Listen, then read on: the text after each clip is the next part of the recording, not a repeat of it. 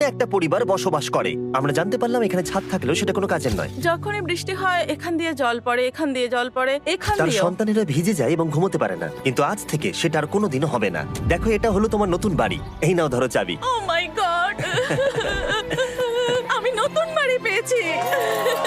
কিন্তু আমরা একের পর এক বাড়ি তৈরি করেছি জামাইকার এই সমস্ত ফ্যামিলিগুলোর জন্য, আর 100টা বাড়ি তৈরি না হওয়া পর্যন্ত আমরা থামছি না।